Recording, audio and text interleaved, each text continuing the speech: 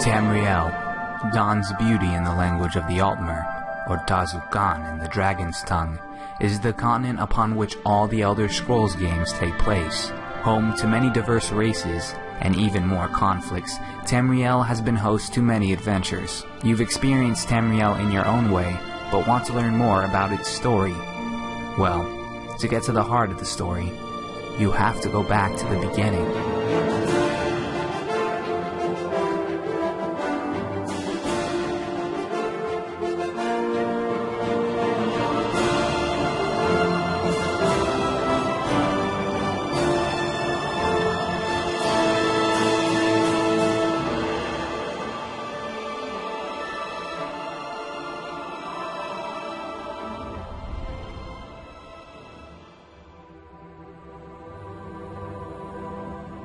It is a land whose ancient history is as dark and shrouded as its ash-filled skies. Morrowind is the province in the northeast corner of Tamriel, but if you were to journey there, you would have a hard time believing you were still in Tamriel. The familiar plant and wildlife of the other provinces is exchanged for the bizarre and twisted lifeforms that can survive the unrelenting ash storm sent forth from the mighty volcano that dominates the island of Vardenfell. Yes, Morrowind is an unforgiving place, and even if you were determined enough to endure the choking ashfall from Red Mountain, you'd still have to endure its inhabitants. Dark Elves, also known as Dunmer in the language of the Altmer, are the red-eyed peoples of Morrowind. Their ash-colored skin complements their environment perfectly, and it is this characteristic that lends them the name Dark Elves. Both male and female Dunmer have a height similar to most of the human races. This means that they are slightly taller than their wood elf cousins, but shorter than the lofty high elves. The Dark Elves tend to live very long lives, even for the elves. A Dunmer living to the ripe old age of 300 is not unheard of.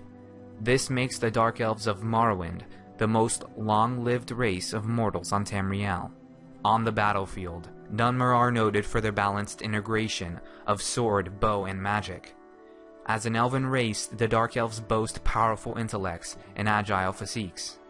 Like their elven counterparts, Dunmer grasp the arcane arts with ease, but beyond that, they have a special gift for the destruction school of magic. Almost every Dark Elf you'll come across can melt your face off if provoked.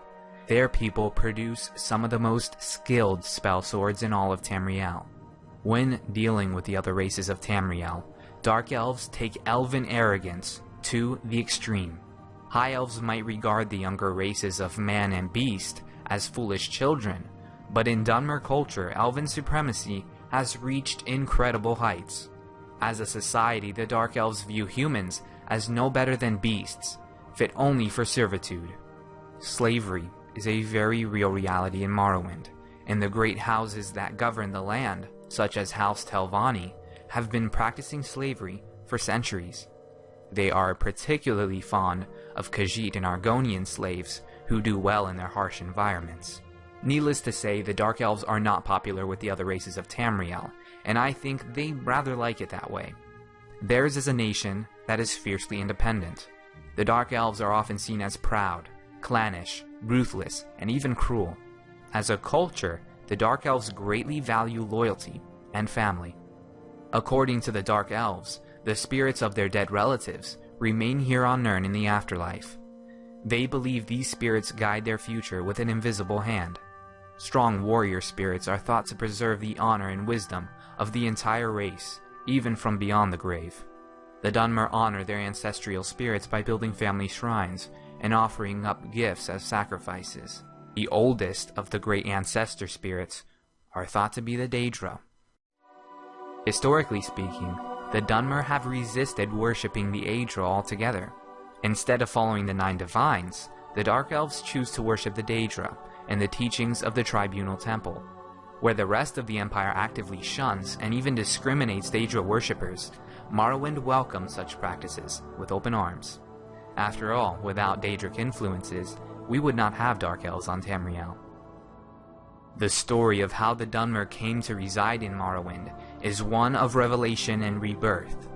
You see, before they were the Dark Elves we see before us today, They were no different from the High Elves of the Somerset Isles, contently worshipping the Aedra. That was until the Daedric Prince of Plots, Boethia, did what Daedra do best: enact change. Boethia's influence sparked a revolution amongst the Elves of Somerset. The result was an exodus to the east, to Morrowind, which led to the birth of a new culture on Tamriel. Although these exiled elves were physically indistinguishable from the Altmer of Somerset, they were given the name Chimer. To make a long and bloody story short, when the Chimer reached Morrowind, they discovered it was already home to a race of elves who called themselves the Dwemer. And although the two societies managed to coexist at first, cultures have a way of rubbing together. The result is often quite violent. The Battle of Red Mountain was a great battle fought between the Dwemer and the Chimer to decide the fate of Morrowind. It is probably one of the most significant battles ever fought on Tamrielic soil. Yet, thanks to conflicting reports, history has forgotten what actually took place. All we know for certain is that that battle ended with the disappearance of the Dwemer race. An entire race gone in the blink of an eye, and out of the ashes came the Chimer. But they were different. When the ash settled, the elves who remained were no longer the golden-skinned elves who left Somerset all those years ago. Their eyes were piercing red, their skin gray. Henceforth, Tamriel would call them Dark Elves. What caused the disappearance of an entire race and the transformation of another? What force is powerful enough to change the course of history itself? Some will tell you that only the Elder Scrolls themselves wield such power, and they'd be wrong in this case. We learned previously about a god named Lorcan, who convinced the Aedra to help in the creation of Tamriel and Mundus. Lorcan's heart, the heart of a god, has resided here on Tamriel ever since, simply waiting to be found. 3 legendary Chimer, referred to as the Tribunal, found themselves in the possession of this powerful artifact, and with it, they are thought to have ended the Dwemer in one foul swoop. The Chimer saw their new heroes, this Tribunal, as their saviors. Now they prayed to the Daedra during their struggle with the Dwemer, but they did not answer. The Tribunal did. And so it was, the Chimer saw the Tribunal as gods amongst mortals, their new gods. Looking down on the Chimer in disgust, the Daedric Prince Azura cursed the Chimer. Henceforth, the Chimer would walk Tamriel, transformed as Dark Elves. While most of the local governance of the province continued through the great houses of Morrowind, the Dark Elves came to worship the Tribunal, following their teachings religiously. For thousands of years, the Tribunal used their power and leadership to protect the Dunmer from foreign invasion. When the Daedric Prince, Molag Bal, sought to make Tamriel burn in the Second Era, the Tribunal was ready to face the threat head-on. Being more attuned to the magical forces on Tamriel, the Tribunal had an important part to play. In an effort to avert the crisis, the Dark Elves reluctantly gave up their Argonian slaves and pledged their blades to the Ebonheart Pact, where they used their natural abilities to serve as skillful sorcerers. After the crisis was averted, the Dark Elves fell back into their old traditions. Now comes the dawning of the Third Era, when a man by the name of Tiber Septim came riding in with his imperial legions. Due to inner conflicts at the time, the Tribunal elected to sign a treaty with Tiber Septim's empire that made Morrowind an autonomous province, free to practice religion and tradition. Although this treaty still allowed the Dunmer to deal in human trafficking, Tiber Septim agreed to the terms. After all, he was a wise military strategist. Tiber Septim knew trying to free slaves would disrupt long-standing Dunmer tradition, so instead of facing the powerful Tribunal head-on, he settled with an armistice. The centuries following Tiber Septim's reign were not good for the Dark Elves. At the closing of the Third Era, their sacred Tribunal were overthrown by Daedric influences. Morrowind's greatest weapon, the Heart of Lorcan, was destroyed. Suddenly, the Dark Elf way of life was in peril, and to make matters worse, another Daedric prince was on the move against them. During the chaos of the Oblivion Crisis, Mehrunes Dagon did not spare the Dark Elves. As wave after wave of Daedra came pouring in through the Great Oblivion Gates, the Dunmer suffered greatly, but ultimately won the day. After fighting in crisis after crisis, the Dark Elves thought they had escaped with their lives. They were gravely mistaken. While the Dark Elves were still licking their wounds in Morrowind, something was stirring in the swamps of Black Marsh.